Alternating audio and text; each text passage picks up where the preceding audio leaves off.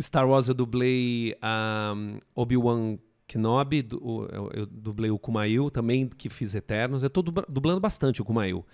Toda hora que aparece o Kumail, eles estão me chamando. Dublei a Bela e a Fera, dublei Vampirina, que eu fazia um fantasma, dublei o Timão, do Rei Leão, todas essas... os live actions, né?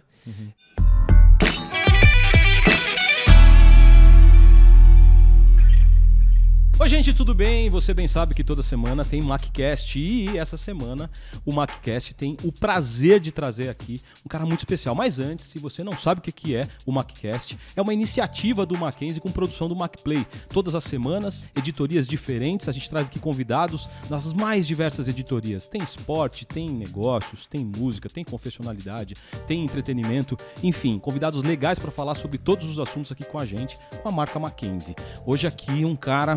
Olha, talvez você conheça ele das produções infantis, sim. Talvez você conheça ele do teatro musical. O fato é que ele é extremamente versátil e temos a honra de tê-lo aqui. Ivan Parente. Olá, como tá? Prazer, privilégio estar aqui com vocês, cara. Muito legal. Ô, Ivan, obrigado, viu, por você ter aceitado o nosso convite. Imagina, obrigado por vocês terem pensado em mim, poxa. Não, que é isso. Cara, eu queria começar com uma coisa muito curiosa. Na tua infância, você teve... uma banda de primos e tios que chamava Parentes. Chamava Orquestra Parente. Pois é, uma coisa louca, assim. Naquelas épocas que tinham Orquestra Ferro, aquelas grandes orquestras de, sei lá, instrumentais de bandas de baile, né? Eles também tiveram, assim, um tocava bandoneon, um tocava timba, outro tocava violão, outro piano. Eles tocaram durante um tempo, mas não levaram como profissão, assim, durante a vida. Pararam e aí só começavam a tocar nos churrascos de Dia das Mães, Natal. Então sempre faziam aquela bandinha, juntava todo mundo. E a gente cresci ouvindo os meus tios, os meus como que pode chamar? Irmão dos meus avós, né?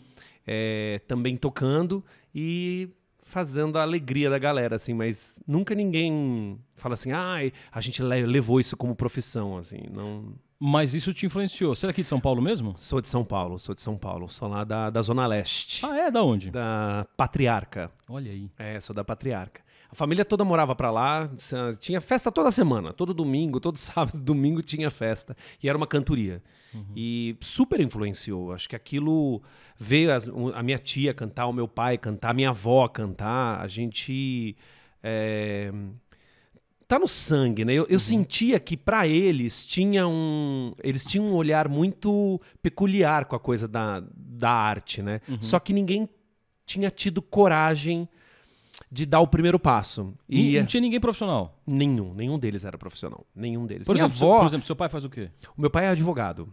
Olha aí. Minha irmã também, o meu avô, ele trabalhava com vendas, minha tia também com vendas, minha mãe com processamento de dados. Nossa! Cada pessoa, assim, completamente diferente, assim, mas todos tinham um negocinho com arte, assim, acho que já é uma característica da família. A parte da minha avó também, que é os espanhóis, também tinha uma coisa. Minha avó participou daqueles programas de rádio que colocava um saco na cabeça e você tinha que cantar, não sabia quem era o cantor mascarado, sabe? Mas, enfim, aí não era uma coisa assim que se falava, alguém vai ser artista na família, não. E eu, de repente, alguém olhou pra mim e falou assim, nossa, o Ivan canta, né? Vamos dar um violão para ele. Me deu um violão. Aí comecei a fazer aula, comecei a cantar, comecei a fazer aula de música, comecei a fazer aula de voz. Ou seja, aí eu aos poucos fui pensando nessa possibilidade, assim. Mas pensando. Foi novinho, né? Com 11 anos? 11 anos. 11 anos eu já estava tocando violão, aí já estava cantando. Só que aí eu comecei a participar de festivais, na escola, assim, não sei se tem torneios culturais intermunicipais, né? Eu fiz durante 2 anos, de 85, 86 e 87, 3 anos, eu participei, ganhei alguns concursos, mas isso me motivou a continuar estudando, né, música. Mas aí quando chegou a 8ª série para escolher, eu não escolhi... Porque você é publicitário de formação? Eu sou publicitário de formação. Caramba, Eu fiz graças técnico a Deus em publicidade. não ficou, né? Não, mas você soube... Meu, eu fui empurrado. Eu fiz técnico de publicidade, mas eu fiz FIAN, ou fiz FECAP, técnico de publicidade. Até hoje tenho na FECAP. E depois eu parti para FMU. Eu fiz FIAN, 4 anos lá na FIAN. Trabalhei como bancário para pagar a faculdade. Inclusive tem uma história legal, porque me parece que um chefe seu ouviu você cantando e falou assim, puxa, sai daqui desse banco, querido. Como que foi isso? A história foi o seguinte, quando entrei na FIAN, eu já tinha esquecido. Eu falei assim, não quero mais fazer... Eu quero trabalhar com publicidade. Eu estava trabalhando com publicidade. Mas na faculdade, eu conheci o Fernando Anitelli, que, enfim, ele tem o Teatro Mágico hoje. E também conheci o Jarbas Homem de Melo. Sim. Na faculdade. Ele esteve aqui. Ele esteve aqui? Esteve. Então, a gente vai se encontrar amanhã. Amanhã tem uma grande premiação aí do teatro musical, né? Uhum. E aí eu comecei a cantar com o Fernando e comecei a entrar com essa gente do teatro musical. Sandra Ock, Kleber Montanheiro, Daniel Salve, Rodrigo Pita. Eu comecei em... Foi naquele primórdio, aquela primeira turma. 96, 97, 98, ali. Nessa... Rent, né? Que veio Rent. Depois veio Rent em 99, né? O Pocket Broadway, que foi o que eu fiz, foi que a primeira coisa quando começou a fervilhar foi em 96. Mas em 94 eu conheci o Jarbas, aí em 95 eu já tinha banda com o Fernando, e aí eu comecei a olhar aquilo, falei assim, meu, será? Aí comecei a fazer o Pocket Broadway com a Sandra Ock, com o Daniel Salve, e aí chamei o meu chefe, eu já estava trabalhando, chamei a galera para assistir. Aí no dia seguinte o meu chefe me chamou, eu trabalhava na PME, era uma empresa de ponto de venda de... Uma loucura. Trabalhava com ponto de venda, gente. Era uma loucura. Do quê? De produtos, tipo Filco. A gente, ao invés de trabalhar a imagem na televisão, a gente trabalhava a imagem no ponto de venda. Stand, a gente montava stand. Era muito legal. E aí ele me chamou na sala. Ele falou assim, Ivan, olha, eu sou muito privilegiado de te ter aqui trabalhando aqui na nossa empresa, mas, meu filho, o que você está fazendo aqui? Com a voz que você tem, com aquilo que você me mostrou ontem, eu te dou 1 mês, você pode ficar aqui 1 mês, você vai receber, mas vai correr atrás do seu sonho. Olha, que visão legal, né? Esse cara, eu nunca mais encontrei com ele, inclusive, mas esse cara me deu o primeiro pontapé. Quando você tinha? Eu tinha uns 22 anos já. Já estava com 22 anos, né?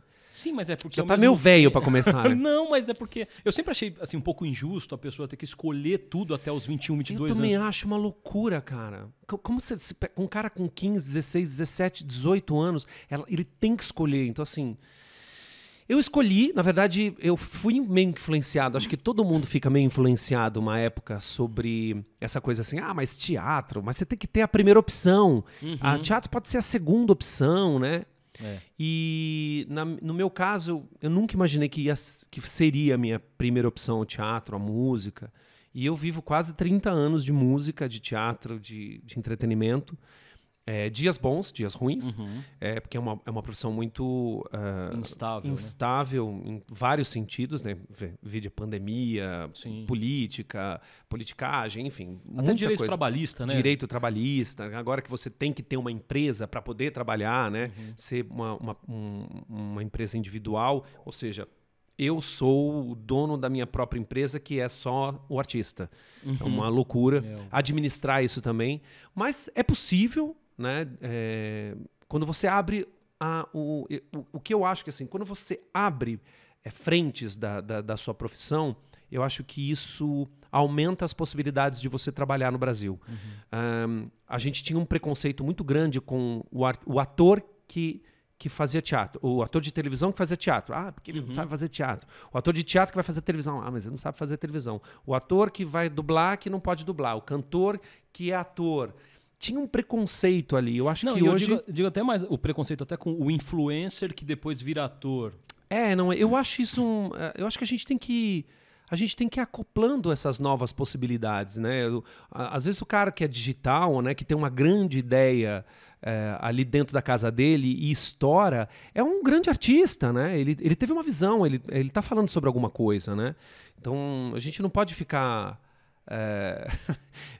apontando o dedo, né? Ou Isso botar aqui na tá caixinha errado. sempre, né? Só caixinha, porque aí a gente fica realmente batendo com a cabeça e perdendo pessoas interessantes dentro do mercado só por causa de preconceito, né? Vamos acoplar e ver o que essa pessoa também tem a dizer, né? Acho importante. Agora, você passou por um assunto, cara, que eu não tenho como não tocar, que é muito legal. Porque, cara, o teatro mágico forjou a juventude de uma galera. Bicho, esse negócio, sei lá, começo dos anos 2000... 2003. Isso aí virou uma febre. Me conta. Então, eu não sabia dessa informação. Achei. Você foi um dos fundadores do Teatro Mágico com o Fernando. O Fernando fundou. Ele estava em Nova York, estava lendo um livro, O Lobo da Steppe. Me ligou, falei assim, acabei de ler um livro, cara, tive uma ideia. Acho que era 2001, 2002. Quando ele voltou pro Brasil, ele já veio gravando o Teatro Mágico. Eu tive uma banda com ele na faculdade, era o Madalena 19, a gente nos formamos juntos. Não tentem entender o nome de banda, né? Madalena 19. Se você souber, eu acho que eu falei assim, a banda M19. Ele, Madalena 19? Não, banda M19. Madalena 19? Foi alguma coisa assim, nesse nível. E o Fernando, na verdade, o grande incentivador foi o pai dele. O pai dele pegou as músicas dele e colocou na internet para as pessoas baixarem. Nem existia essa coisa de download, era proibido, inclusive, né? O pai dele falou assim, não, eu vou colocar na internet e falar para todo mundo baixar as músicas do Fernando. E foi aí que começou essa história da banda internética que foi o Teatro Mágico. Ele ficou conhecido. Mas você fez parte do comecinho? Sim, 10 anos. 10 anos, 10 Ivan. anos, de 2003 a 2013. Olha, você também fez de tudo, hein, meu? Fiz. Eu tava na banda, mas eu continuei minha carreira como cantor, ou como ator de musical. Não era a minha primeira opção. Eu falei assim, Fê, eu quero estar com vocês, quero cantar nos discos. Eu canto em 3, 4 discos deles. Estou em alguns vídeos. Mas eu não quero estar assim, preso para ter que estar no show de Taubaté. Eu tenho que estar em Recife, eu tenho que estar no Rio. Quando eu puder, eu vou. Tudo bem? Ele falou assim, não, totalmente. Acho que tá tudo a ver. E acho que essa coisa do teatro mágico, né? Que você soma música, teatro, poesia, circo, tudo. Eu acho que assim, é interessante você ter uma participação, ter uma outra participação. E ele falou assim, você tem total razão, né? Então, assim, tem muitas participações no Teatro Mágico. Eu acho que a temática, o que fez com que as pessoas ficassem loucas com o Teatro Mágico é eu acho que é o jeito que o Fernando brinca com as palavras, né? Ele brinca com as palavras de um jeito tão inteligente, tão pueril, tão romântico. E estava faltando um pouco disso no Brasil. Acho que nos anos 90... a gente ficou com a coisa do rock, né? Muito o rock, às vezes um pouco mais politizado. E eu acho isso foi importante também. E de repente apareceu um poeta como o Fernando. E hoje temos outros, né? Tem o Zeca, tem o Zé Cabaleiro, tem o Thiago York, tem uma galera vindo. Ele teve um lance de também fazer com que as pessoas cantassem as músicas. Não era só um espetáculo que a pessoa ia... Era interativo. Não, né? a gente descia na plateia, a gente tirava foto com as 2.000 pessoas que tivessem no negócio. A interação era muito legal, fazia uma roda no meio, ele descia. Tinha uma coisa meio de... né? Era sarau, né? Tudo começou num sarau. O sarau da Arco Verde, né? Que eles falam sempre. O sarau da Arco Verde começou. E eu participei desse início todo aí com o Fê, ajudei a implementar aí, né? Divulgar.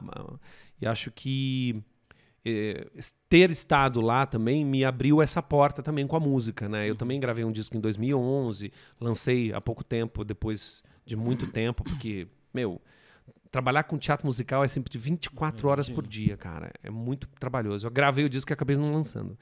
Mas aí lancei em 2020. Eu tenho um amigão que tocou no Teatro Mágico, eu não sei se ele era da tua época, o Silvio De Pieri. Sim, isso, conheço o Silvio. É da minha época também. É da tua época. Da primeira. Da primeira. Ele é amigo do Fernando de escola. O Silvio. Eu não sabia disso, não. Ele é amigo do... Eu conheci ele antes do Teatro Mágico até. Nossa, o Silvio conheci Ele é pianista também, o Silvio, não é? Eu acho que não. Eu acho que ele é produtor. Eu conheci ele em contexto de igreja, cara. Ele veio porque o Fernando também veio da igreja. É verdade. Osasco, né? Osasco. Talvez Renascer? Acho que é renascer. Talvez por isso essa coisa meio, até quase uma coisa de ministração, de louvor, né? Porque ele começa a falar, ele começa o show com um texto. É um texto enorme, e as pessoas falam com ele. Eu acho... Por isso que eu acho que a poesia... Você fala assim, a poesia não é pro povo, né? A poesia, claro que é. Tá na boca do povo, né? E o Fernando fazia todo mundo declamar essa poesia de quase 2 minutos para começar um show. O Fernando é demais. Eu sou completamente apaixonado pelo Fê. Ele continua, né? Continua com uma coisa menor, talvez, um pocket, talvez. Não, agora ele tá com um show grande já de novo. Voltaram. Ele acabou de lançar o Luzente, né? Que é o disco novo deles. E estão aí na estrada. Agora, só voltando um pouquinho à tua história, porque eu fui dar uma pesquisa na tua história, tem um monte de... Vai saindo pontinha, assim, que você fala, eu quero saber isso aqui, né? E tal. Por exemplo, você participou de um dos primeiros programas do Faustão. Safenados e Safadinhos. Eu lembro da vinheta. Que era uma música... Safenados, Safadinho. Safadinha. Era não lembro, mas aí você... Safadinhos, isso. Safadinho. É, isso mesmo. A história do Safenados e Safadinhos era que um artista novo que vinha de uma família de músicos, né? Que não necessariamente tinham continuado, mas que tinha uma influência. Então, eu vim por causa da minha família, do meu avô, do meu tio. E aí cantei uma música lá no programa Safenados e Safadinhos. Mas você era novinho. Eu tinha 13 anos. Minha voz, eu cantei meu bem, já não precisa falar comigo, dengosa, assim. Uma coisa mais romântica, assim. Tem boas lembranças. Foi meu primeiro cachê no Safenados. Foi o primeiro cachê. Foi no Safenados Safadinhos TV Bandeirantes. Isso deve ser o quê? 80 Falemos disso. Acho que 84, 85. Depois eu vou dar um digging lá pra saber exatamente, mas o primeiro ficou acho que uns 2 anos rolando esse programa do Depois Faustão. daí já foi pra... Agora, ô Ivan, depois de 96, aí começa uma consolidação do teatro musical, né? Isso. Quando é que você viu? Falou assim, não, peraí, eu preciso botar o pé nisso, isso aqui vai dar certo. E qual foi o primeiro sucessão, assim? Acho que o primeiro sucesso foi o Casas de Cazuza, foi em 2000, né? Veio meio junto com o Rent.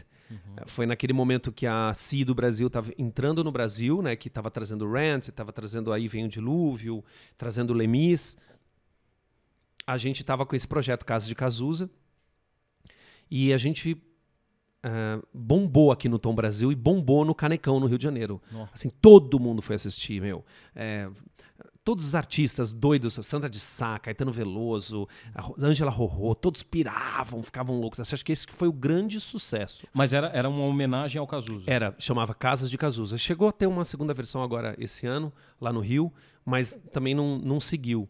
Mas é uma grande homenagem. Era os 10 anos da morte do Cazuza, o Casas de Cazuza, com uma direção musical do Daniel Salve, que era linda. E com o aval da família toda, a gente... tivemos muitas conversas com eles. Acho que foi o grande sucesso. Mas eu acho o que deu boom, eu sempre digo que o que deu boom para a entrada do teatro musical, essa nova fase, foi o Pocket Broadway, que a gente entrou no Studium, que era arrendado pelo Billy Bond. Sabe quem é o Billy Bond? Ele era do Joelho de Porco, produtor. Ele era produtor musical de clipe. Ele arrendou o estúdio e a gente apresentou lá. Ele quase morreu. Eu falei assim, não é possível, existe isso no Brasil? E ele sabia que uma empresa argentina já estava produzindo musical, né? Tava com o Rent, sei lá. E aí ele falou assim, eu vou trazer para o Brasil. Eu acho que o Pocket, ele movimentou, porque a gente cantava Cats, Fantasma da Ópera. O Rent, inclusive, que ainda era... tipo, novidade no Brasil, Jesus Christ Superstar, Joseph and the Amazing Technicolor Dreamcoat, era uma coisa atrás da outra. Mas era, assim, não é que eu achava ruim, mas era uma loucura, entendeu? Porque é um bando de gente que não sabia dançar, atuar, a gente sabia cantar. Sim. Mas a gente fazia tudo. A gente dançava, a gente cantava, a gente interpretava. Mas dançava, pegava inventava? Algumas eram inventadas, algumas eram inspiradas, né? Porque hoje tá fácil, o cara pega na internet. Mas na época... Na época, alguém que tinha visto lá, né? Muitos deles eram da escola da cultura inglesa, que eles montavam alguns musicais. Muita gente ia para Nova York. Então eles, às vezes, de ver, assim, era mais ou menos assim. E alguém ia lá e fazia. Então o Billy ficou louco. Eu acho que a implementação, é muito importante lembrar que foi o Billy que trouxe para cá, o Billy Bond. Então acho que o grande sucesso, assim, o primeiro grande sucesso foi o Casas. De bilheteria até, que me colocou no mercado. Isso, projetou no mercado. Foi o Casas. Aí depois veio a Ópera do Malandro, aí vem Lemis, aí começa...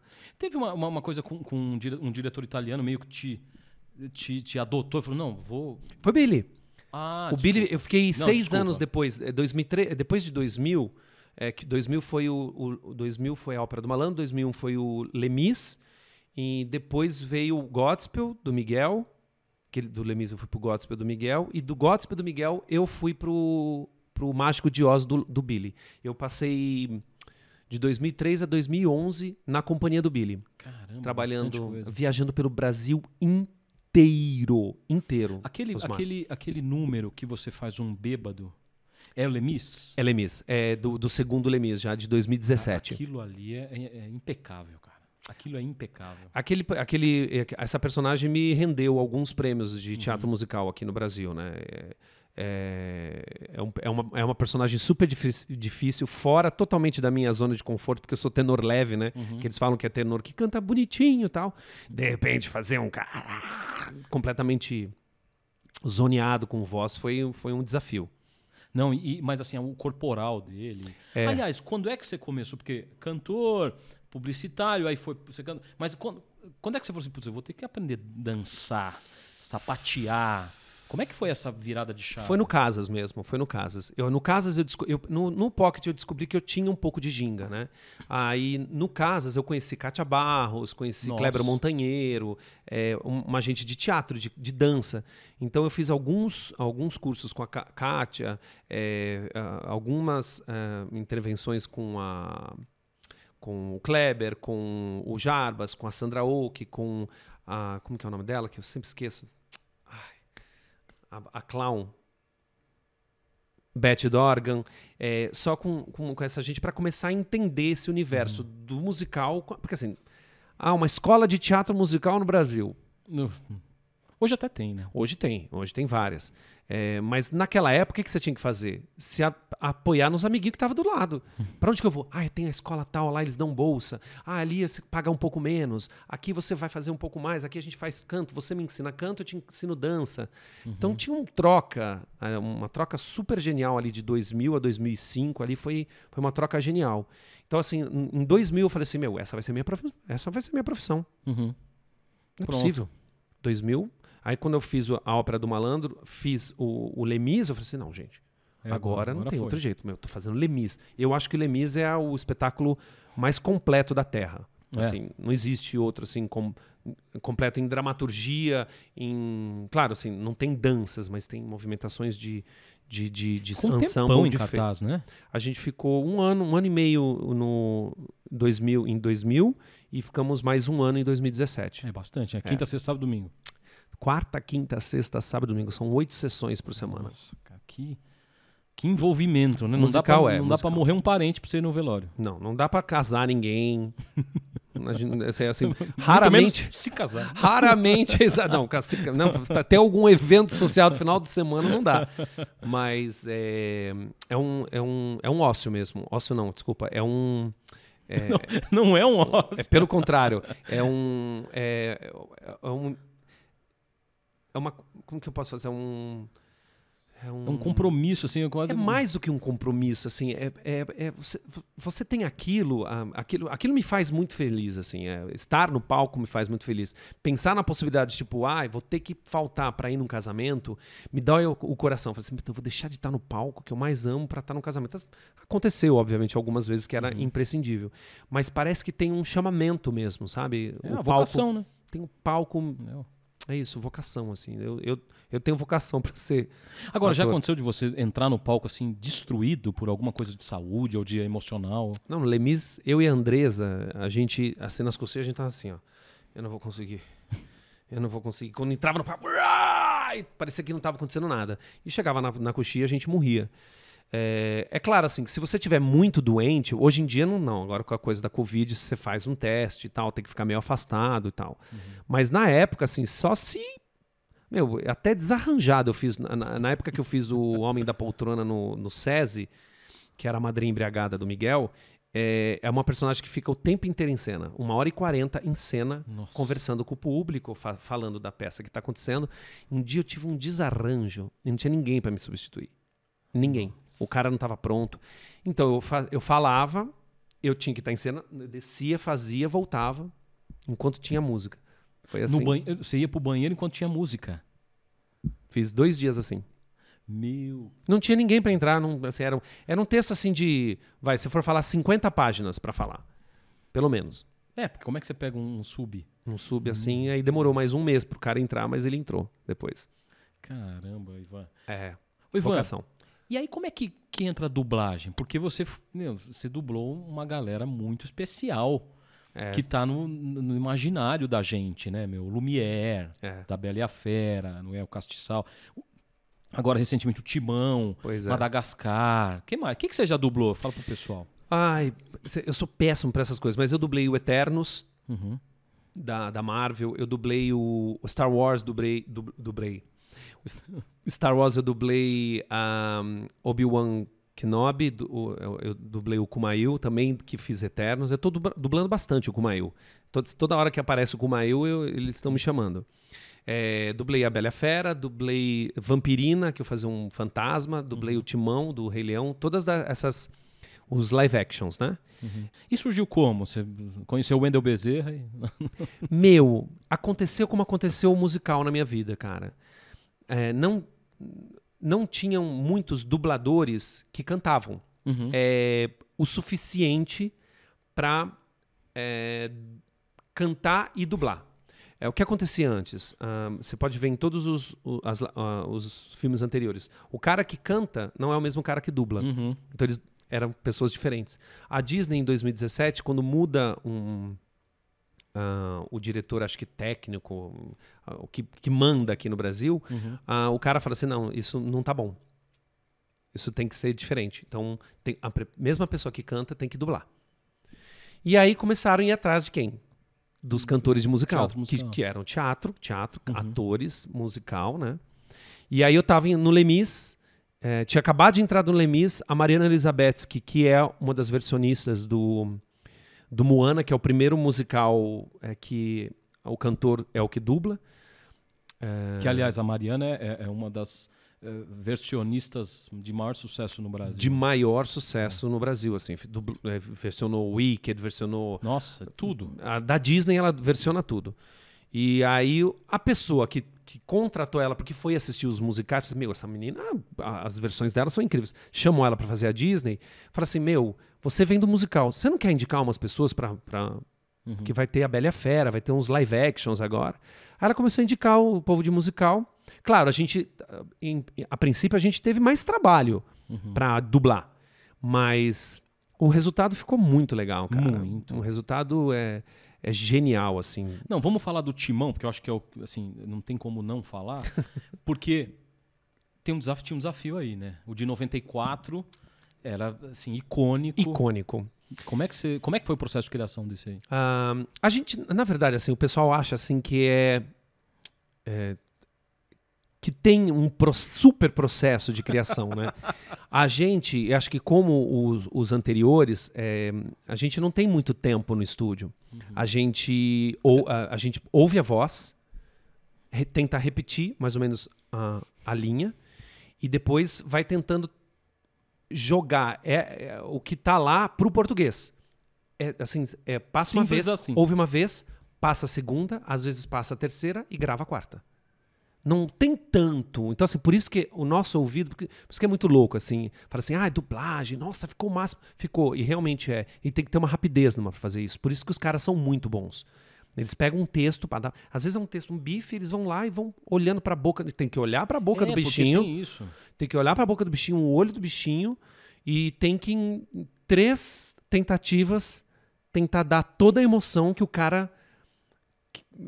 Na Bela e a Fera eu quase morri, assim, porque eu tava dublando Ivan McGregor, né? Uhum. E o cara arrasava. Meu, o Ivan McGregor, ele arrasa. E eu falei assim, que bruta responsabilidade, cara.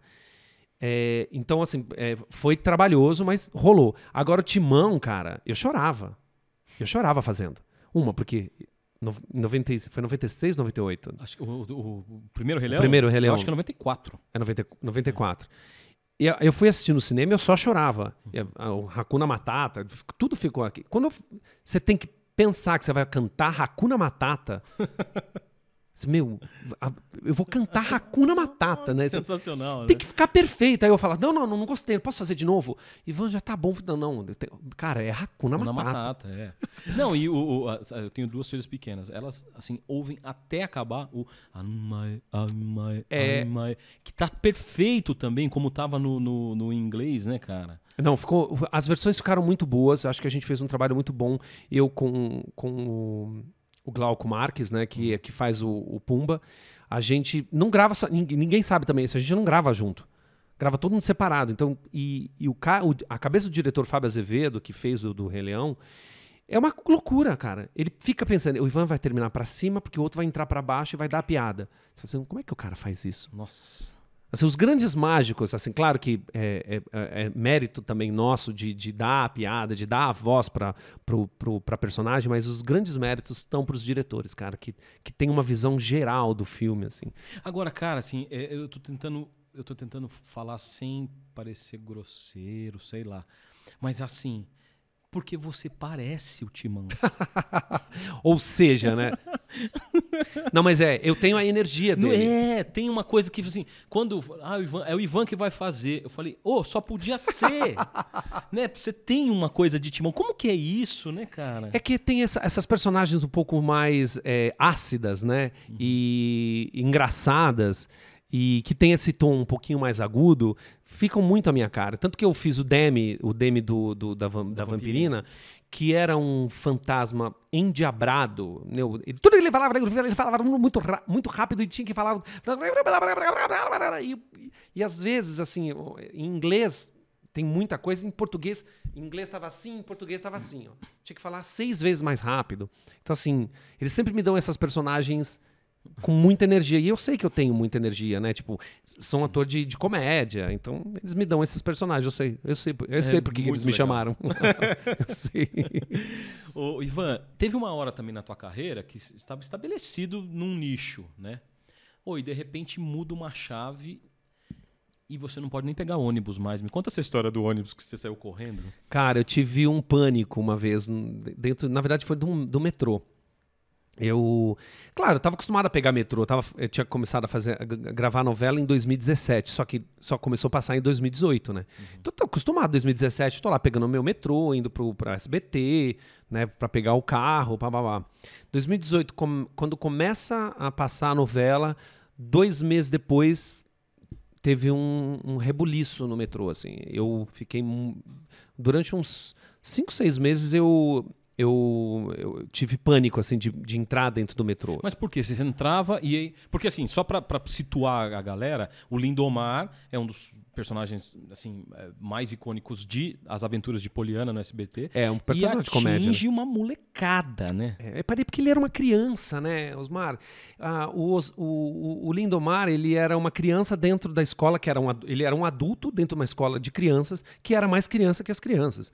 Porque ele tinha medo de escuro, ele tinha medo de fantasma, ele se assustava fácil, ele sempre pregavam peças nele. Ele é um bedel de escola, né? Uhum. Então era uma personagem muito fácil de gostar, de acesso ao público. E tanto as mães quanto as crianças facilmente me reconheciam. E teve um episódio que foi meio um pânico, assim.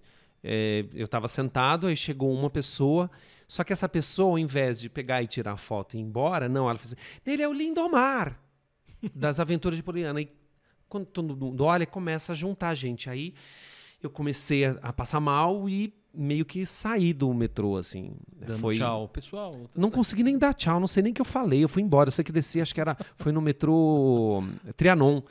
Eu tinha que descer no Vila Madalena, desci no Trianon. O pessoal falou, não, ele é o Lindomar mesmo.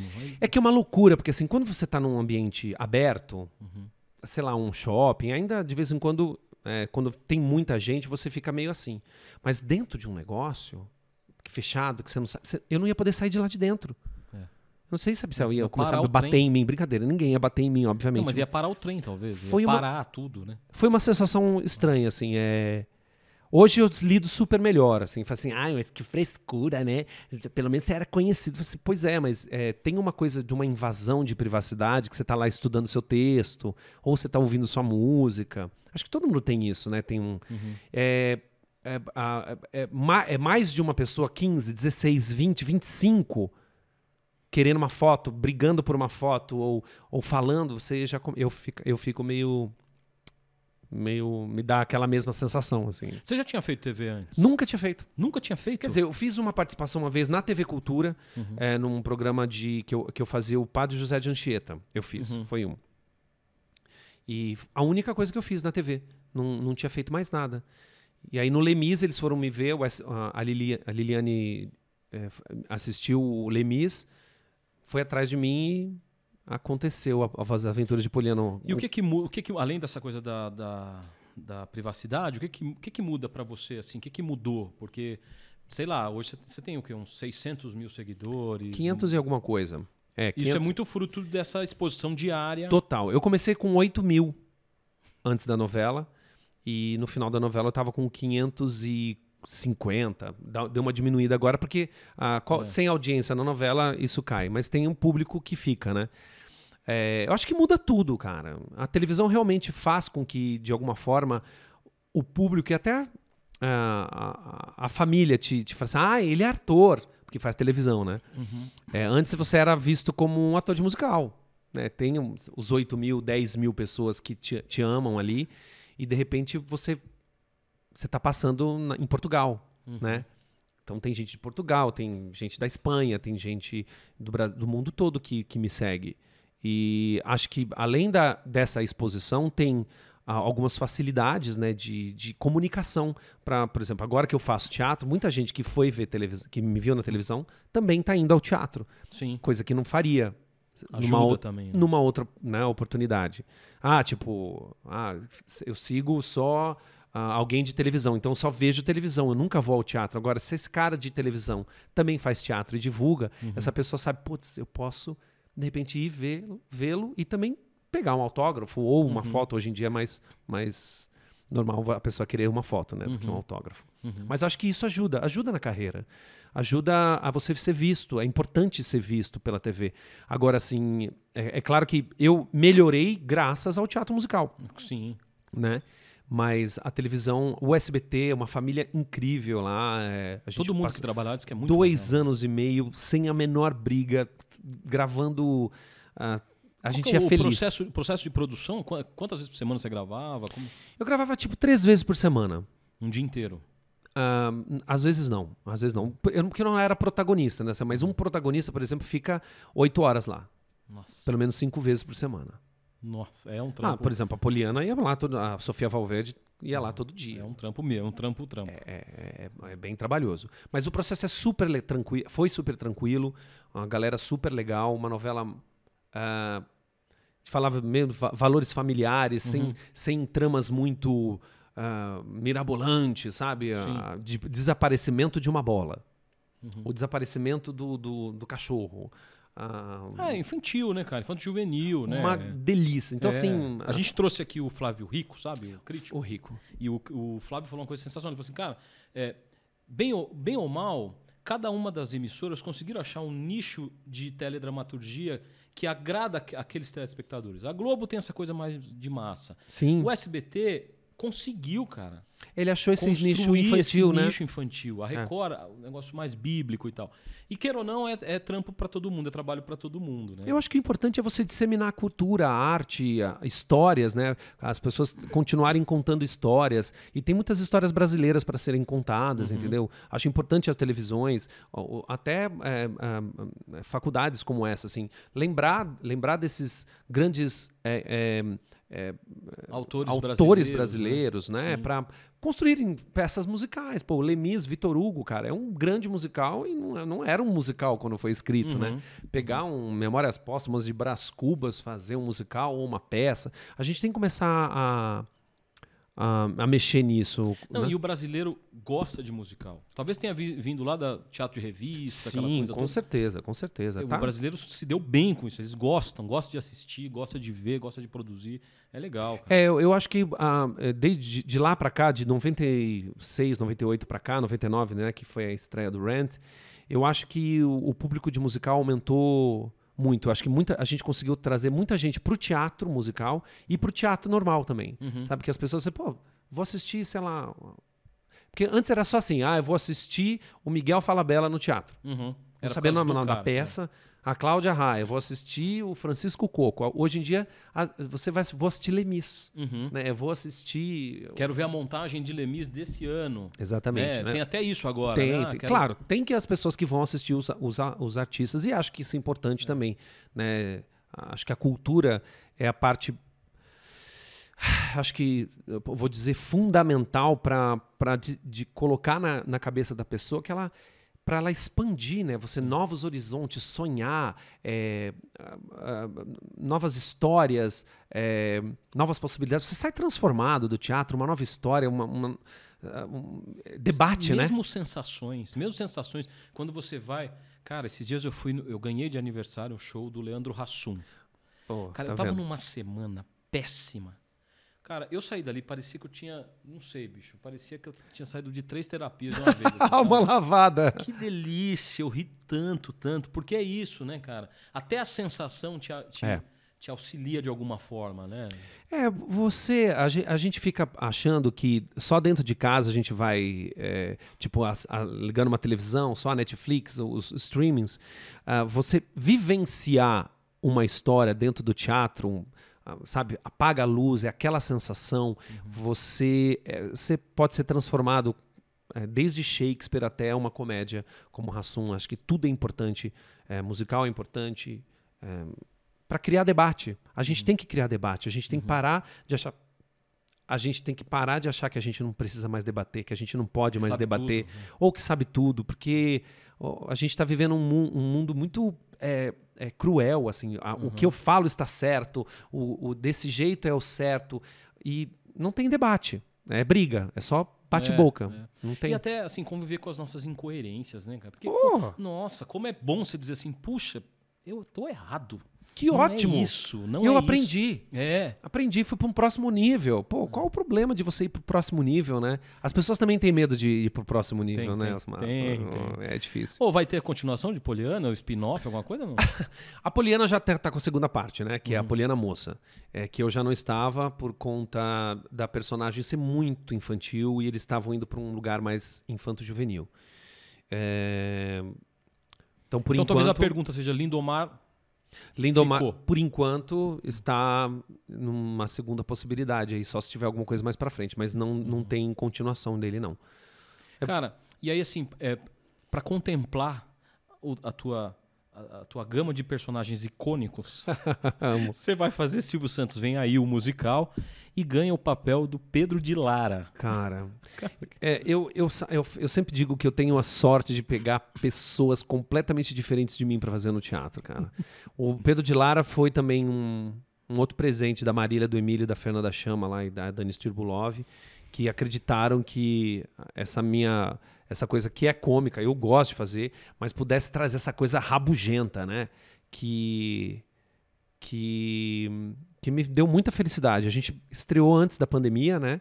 Ficamos um dia antes, né? Pois é. Um dia antes da pandemia, ficamos muito tempo sem poder atuar, mas no final do ano e no começo desse ano, a gente conseguiu voltar. Fizemos lá no Rooftop, depois fomos pro Raul Cortez e fizemos uma linda temporada. Um personagem delicioso, né? Uma personagem deliciosa que tem essa interação direta com a plateia, né? Inclusive o fogo, toda a gasolina, quer dizer, o fogo dele vinha da gasolina da plateia, né? Ele incitava a plateia. Sim. Vocês são muito ruins, vocês não sabem o que vocês estão dizendo, para eles começarem a vaiar e ele poder subir na personagem dele, né? Então... Mas difícil fazer alguém que tá tão no imaginário de uma certa parcela da população, mas também que não tá há tantos anos que foi embora, né? Ele tá meio aí ainda. Foi o primeiro personagem que eu fiz que existiu de verdade, né? Assim, dessas coisas de biografia, né? Eu nunca tinha participado. Então, esse foi o trabalho mais cuidadoso que eu tive, assim. Uma, para não ficar caricato, para não ficar uma imitação barata, e outra, mais para dar uma coisa muito engraçada. Ele tem eu peguei 3, que eu falo assim, eu assistindo todos os vídeos do Pedro, eu peguei 3 características, que primeiro, claro, é a rabugência, que ele era rabugento, a segunda, que era uma coisa em especial, que era com a mão aqui, e um negócio longe aqui, que sempre falava aqui, ó. Só isso. Porque senão ia ficar muita coisa, né? Voz? E a voz, que era toda estragada. Não sei se ele fumava, se ele não fumava. Mas estraguei a voz toda e mandei ver. E aos poucos a personagem acabou pegando... como chama? Ganhou espaço no espetáculo, né? A minha personagem só estava na primeira cena, que era o show de calouros. Depois ela desaparecia. Só que aí, minha cabeça e da minha companheira, a Juliana Bogos, que fazia a Aracide Almeida, a gente falou assim, vamos entrar na segunda cena. Porque era meio que um delírio, né? Eles iam começar a contar a história do Silvio através de um problema da garganta que o Silvio teve, e ele foi operar, e aí começava um delírio, que ele começava a relembrar nesse sonho. Eu falei assim, vamos entrar? Aí entrou Aracide Almeida e a gente passou o resto do espetáculo fazendo a peça. Vocês fizeram isso assim meio... de zoeira. Por conta e risco? Vamos entrar. Numa dos ensaios lá, vamos entrar. Ela entrou de um lado, eu entrei de outro, a Fernanda Chama parou. Para tudo, vocês vão estar no espetáculo todo agora! E aí a gente ficou no espetáculo todo, eu e Araci, permeando esse sonho, Coma? Não é coma, ele foi sedado, né? Essa sedação, então é como se fosse um delírio dele. Sim. Foi assim, muito bom fazer parte. Eu falei assim, a gente tem a oportunidade de estar no palco, né? Eu falei assim, a gente se matou, a gente vai ficar na coxia fazendo o quê? Fazendo outra personagem? Vamos fazer ela. Vamos deixar o Pedro de Lara e a Aracide Almeida viajar esse espetáculo todo. E foi ótimo, assim, eles compraram a ideia e a gente foi fazendo. E agora, como é que tá? O que vai ter pra cá? O que a gente pode esperar do Ivan? Assim, tem coisa que você pode contar? Tem bastante coisa pra acontecer, Osmar. Assim, eu tô no Mágico de Oz agora, né? A companhia Black and Red, que é do Billy Bond, tá completando 20 anos, né? Desde o primeiro Mágico de Oz dele. Eles me convidaram para fazer o Mágico de Oz mesmo, dessa vez, não para fazer o Homem de Lata, que era o que eu fazia. Então tô nessa companhia, fazendo até o final de outubro. O Mágico de Oz, e lá no Teatro Claro, e tem o Piano da Ju, que Cultura. Da TV Cultura, que eu acabei de gravar lá com a Beth Rodrigues, com a equipe dela incrível lá que é a equipe do Quintal, né? Exatamente, a equipe do Quintal, e foi uma delícia, a gente gravou 40 episódios em um mês, uma loucura. Nossa, mais de um por dia. Uns 3 por dia. E foi muito legal, e vai ao ar agora no mês da criança. E aí vou dar uma pausa mesmo, que eu preciso fazer umas coisas que eu preciso organizar na minha vida. E se Deus quiser, ano que vem tem umas coisas novas aí, mas ainda tá tudo meio, tipo, pra acontecer. Dezembro é que a gente vai saber qual que vão ser os próximos. Mas tem muito teatro musical, se Deus quiser, tem coisa com TV também. E Mágico de Oz, quem quiser assistir? Sábado e domingo. Sábado às 16, domingo às 11 e às 15h30. É lá no Teatro Claro, no Shopping Vila Olímpia. A gente fica em cartaz até o dia 23 de outubro. 23 de outubro, exatamente. Estamos lá, numa temporada gostosa, 1h30 de espetáculo, diversão, 3D, 4D, cai coisa do teto, como chama? Sensorial, olfativo. O Billy gosta de trabalhar com isso, sempre gostou, né, de trabalhar com essas coisas. Então, estou muito feliz lá de poder estar aniversariando com eles depois de tanto tempo. Porque eu acho que o Billy, com certeza, é um dos caras mais empreendedores nessa área de musical, assim, no Brasil. E eu acho que esse, assim, eu não gosto de ficar numa coisa só, né? Você me conhece, assim. Então, eu tô vendo várias coisas aí que estão para acontecer ano que vem. Mas esse ano, acho que o que está mesmo para acontecer é o Piano Mágico, o Mágico de Oz, e por enquanto só isso. Ivan, a gente tem uma brincadeira que a gente faz com quem vem aqui, mas calma, é tranquilo. Que é o seguinte, a gente pede para a pessoa dizer quais foram as últimas 3 músicas ou conteúdos que que a própria pessoa consumiu no tocador de música. Aham. E por quê? Você topa? Topo. É uma playlist de músicas agitadas dos anos 90. Olha. Pois é. Tipo o quê? Dá um exemplo aí. Tipo Living on the Edge do Aerosmith. Olha isso. Tipo... Eu não sei que é uma banda que eu amo, que chama Army of Lovers, que chama Crucified. Conhece, Bernardo? O Bernardo é nosso assessor para assuntos de coisas velhas. Army of Lovers, Crucified. E a última que eu tava ouvindo era Time After Time, do Beloved. Agora, por que essa playlist de coisas agitadas? Você já é pouco agitado, né? Cara, eu sou o homem da playlist, cara. Acho que desde da minha adolescência, eu amo música. Uhum. Eu amava, eu tinha, como chama? Coleção de disco, principalmente trilha sonora. Eu amo trilha sonora de novela. Amo, era doido, tinha que ter todas. E eu fazia listas, tipo assim, fazia... como chama? Fitinha cassete. Fitinha cassete, como que chama? Tinha um nome. Cara, não é do meu tempo. Não. É sim. Mixtape. A gente fazia mixtape. Eu tinha várias mixtapes. Cara, mixtapes. tudo velho. De mixtapes de música e mixtape de videoclipe. Eu gravava no meu videocassete as coisas da MTV. Então eu fazia listas e listas. Até hoje eu tenho listas de nacional, agitada, dos anos 90. Assim, eu tenho acho que umas 400. Olha que loucura. Playlist. Olha o tanto de playlist que eu tenho. Vai baixando. Ó, 1900 a 1969. Easy curtidas, hot. Tem uma hot aqui, hein? É hot, mas é rapidinho. Love, tem várias. É tudo 1900, 1980, 1989. Mas é por ano. Por ano. Você tem toque? Eu acho que eu devo ter um pouco de toque. Mas eu amo lista porque eu quero... Cara, às vezes mas é por ano, que engraçado. é por ano, cara. Vai de 2000 a 2009, aí tem todos... Ah, agora eu entendi a lógica. São categorias... As mesmas categorias, Easy, Isso. Hot e Love. Isso. Só que tem de 1900 a 1969, Easy curtidas, Hot curtidas, Você Love. quer, tipo, as top. Assim, quando eu quero ver as top, eu deixo na curtida. Aí depois tem 1970, 79, 80, 89. Cara, Até 2029. Que quando um dia... 2029. Até quando acabar, né? 2029. Depois vem 30. Sabe por quê? Porque às vezes meu cérebro ele funciona por ano. Assim, puta, eu quero acessar anos 90, eu quero acessar os anos 80. Nossa, é um grande departamentalizado a tua cabeça. Assim. Eu amo Por fazer ano. lista. Então, assim, aí eu tava ouvindo... Mas é só lista de música ou tem outras listas?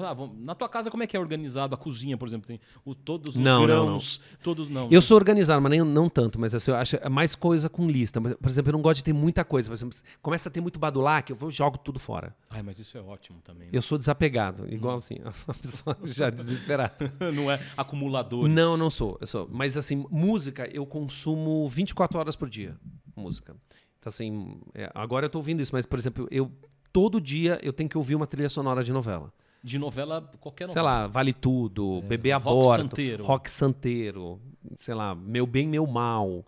Mas isso te dá uma lembrança da época ou não? Nada a ver? Isso me dá uma lembrança do cheiro do disco quando eu comprei, sabe? Olha isso. Eu ia muito nas lojas de disco...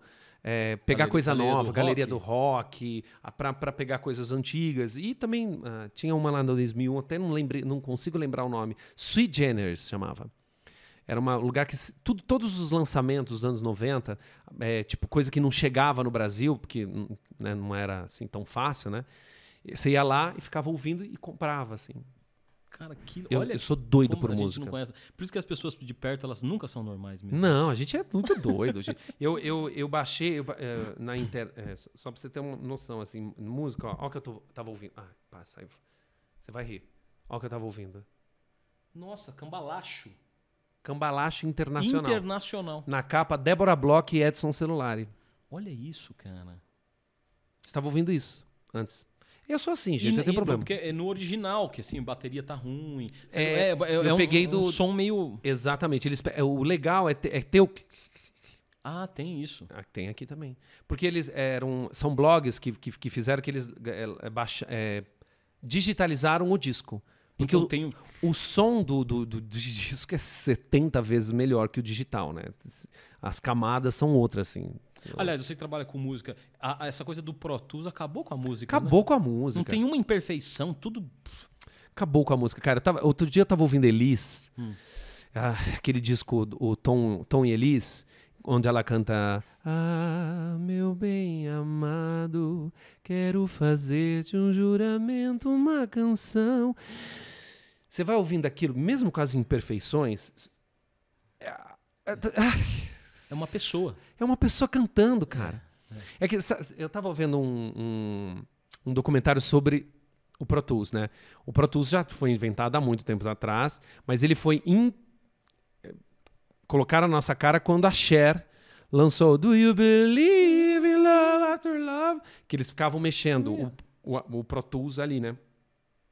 E ali começou a história de todo mundo ficar... Meio dos anos 90, acho, Exatamente, né? 90, Tinha essa... 98, 99. Depois, a Corona... Lembra da Corona? Corona. This is the real... Tinha essa coisa. Já tinha, mas é que a gente não sabia que era possível, né? Mas hoje em dia... Afinar a voz, né? Às vezes você passar, assim, por exemplo, quando eu gravei o meu disco, o Charles falou assim, eu vou passar pelo Pro Tools só pra... Melodyne lá, naquele Melodyne. Não, faz assim, ó, ele só vai ouvir e vai tirar, assim, às vezes uma coisinha. Isso é legal, assim, porque às vezes você tem que refazer, tá tão bom o sentimento do negócio, ok. Agora você tem que mexer na nota, a nota tá aqui, você tem que colocar aqui. Quando você vai ouvir, tá fica meio robótico. Dá pra saber. Né? Fora aquela limpeza, é muito limpo. Você fala, não... Tá limpo demais, tem alguma coisa errada. Ó, todo mundo que vem aqui, Ivan, a gente dá um presente. Ixi, a hora. Alguns produtinhos com a marquinha Mackenzie. Que legal. Pra você lembrar desse dia, lembrar da gente. Pode tirar? Pode. Temos isso. eu nunca sei o nome, como que é? Moleskine. Nossa, cara, Moleskine. Um Moleskinzinho pra você fazer suas anotações de listas, de repente, listas de música que você ouviu na rua. Todo mundo já me entendia, né? Que máximo! Temos aí olha um aqui, pinguinho de geladeira. Um imã de geladeira super fácil. Um pinguim de geladeira pra você deixar. É um pinguinzinho de geladeira. Isso aqui eu amo, cara. Canecas. Essa aí acho que saiu em homenagem aos nossos 150 anos. Nós estamos 152 anos. Mas desde a pandemia, que a gente não conseguiu comemorar direitinho os 150 anos, porque estávamos no meio da pandemia, a gente vem comemorando. Vocês vão comemorar durante uns 10 anos, dá pra comemorar, né? Porque... Não, tem muita coisa. Tem um monte de amigo meu que fez aniversário, né? Tipo, que a gente não faz 20, 30, 40. O Renan mesmo, ele fez 30 no meio da pandemia. Tipo, só podia ter 10 pessoas, 5 pessoas. Eu fiz 40 no meio da pandemia. Aí, e ainda passei... na semana do aniversário peguei o Covid. Ai, que chato. Mas tudo bem, né? Que maravilha. Tudo bem, podia ter sido pior, né? Não, pelo menos passamos por isso, né? Eu acho que a arte também passou por esse processo maluco aí de fazer tudo online, conversas online, peças online. Acho que você vê como o artista continua criando, né? Se reinventando. O quanto é importante a gente... E se não fosse a arte na pandemia, hein? Como é que seria? Os streams, né? É que fica aquela coisa assim, né? Ninguém pensa nisso, mas se não fôssemos nós, né? Se não fossem os artistas, os streamings, as coisas que estavam no ar, que estavam no YouTube, que a gente se lascou para fazer durante esses anos todos aí, né? A gente estaria bem órfão, estaríamos piores, né? Acho que a arte ajudou bastante, confortou bastante as pessoas durante a pandemia. Eu também acho. E todo mundo se reinventou, né? As faculdades se reinventaram com a coisa do online também. Acho que, de uma certa forma, acho que a gente conseguiu passar por isso. Mas é muito importante lembrar o quanto é instigante, gostoso, maravilhoso estar na mesa com alguém conversando. O toque, né? O toque, a ida ao teatro, a ida ao cinema. Por mais que você fale assim, eu posso ver em casa. Não é a mesma coisa. Assim, eu sempre digo assim, eu tô assistindo em casa, mas eu queria estar no cinema nesse exato momento. A gente precisa trocar, continuar trocando, e acho que a arte faz isso com as pessoas e a educação faz isso com as pessoas. Então vamos nos educar, vamos nos cobrir de arte, vamos ao teatro, vamos ao cinema, que tenho certeza que vocês vão ser transformados mais aí na vida de vocês. Ivan, a última coisa... Tua história é linda, cara. A sua história... Obrigado. Ela tem tantas nuances, né? Tão interessante. Eu tenho certeza que quem está assistindo a gente aqui, pode ser que tenha lá os seus 21, 22 anos, seja no curso de publicidade, jornalismo e tal, mas esteja com esse bichinho da arte. O que você falaria para alguém que está na situação que você esteve aos 21, sentado com o gerente da empresa e o gerente dizendo, meu amigo, vai atrás do teu sonho? Olha, eu sempre digo que não tem uma idade para você começar a fazer arte. Eu lembro que o Paulo Altran era advogado, ele com 40 anos resolveu largar tudo e virar um grande ícone, né? O Paulo Altran é uma das grandes referências que a gente tem de atuação. A arte é uma coisa que às vezes ela vem muito escondida dentro da gente por conta de preconceito de família, por conta, sei lá, de DNA. Eu não sei o que acontece, que às vezes a gente inibe a arte dentro da gente em detrimento a ter uma profissão. Porque a arte não é profissão, o teatro não é uma profissão, a TV não é uma profissão. E isso já caiu por terra. É muito importante você entender esse bichinho dentro de você, esse olhar que você tem mais aguçado, mais curioso. Eu quero saber mais, tenho sede por livro, eu tenho sede por música, eu tenho sede por cinema, teatro, televisão, eu tenho sede, eu não sei o que acontece, minha cabeça... Eu lembro que quando eu li um livro, acho que tem um livro na minha vida que eu sempre falo, que é o Duna, que mudou minha cabeça para ficção científica, né? E toda vez que eu posso, eu vejo o Duna. Você entra num universo que você mesmo cria, entendeu? Você está lá, o livro te leva para outras camadas, assim. Às vezes você tem esse chamamento, você não sabe nem o que é, mas está ali. Você criando uma história, um ambiente, e às vezes aquelas palavras te levam para outro lugar. Às vezes você é bloqueado por uma palavra de um familiar. Mas artista, você sabe que é. Não ganha vida. Né? Então, às vezes você ouve uma frase que destrói toda uma possibilidade que tem dentro de você. Então, é muito importante você investigar aí esse bichinho que está dentro de você, e você tem vontade de deixar ele crescer, e às vezes ao medo da sociedade. A gente vai ter problemas em todas as profissões. Isso que eu conheço vários, eu sou amigo não só de atores, de advogados, médicos. Toda profissão tem a sua barreira. Toda profissão. Porque médico estuda muito. E médico demora muito. Tem muita gente que não faz medicina porque vou estudar 10 anos. São 10 anos. Não são 10 anos. São 90 anos de estudo, né? E arte é a mesma coisa. Não é que você vai estudar teatro e acabou. Continua. E advocacia também, contabilidade, jornalismo, qualquer área, você tem você perde um tempo. Então, assim, o conselho que eu dou é: não desista, primeiro, não desista. Continue olhando para isso, e que se você não escolheu, provavelmente, como aconteceu comigo, a profissão vai te escolher. Que eu tentei fugir 300 vezes, o Fernando me chamou, o Jarvis me chamou, o meu chefe me jogou fora, e eu querendo ser jornalista, ser publicitário, não teve jeito. Então, presta atenção nos detalhes, presta atenção nas pistas, para você não perder um tempo aí que você vai querer recuperar lá na frente. Ainda dá tempo. Ivan, obrigado demais, cara, pela sua generosidade. Imagina, ter vindo aqui, cara. Você não sabe o quanto é importante gente como você tá aqui nessa mesa. Imagina. Pra gente como projeto, pra gente como MacPlay, mas pra mim como pessoa também. Obrigado. Não, eu amo fazer essas coisas. Eu falei assim, acho que as universidades, é muito importante ter esses artistas, essas pessoas que de uma certa forma podem ser um exemplo positivo, né? Para essas novas gerações, as próximas gerações, que eu tô louco pra ver aí. Você curtiu? Então curte aí a gente, compartilha e fica com a gente, que toda semana tem papo bom aqui. Um beijo, até a próxima. Até a próxima.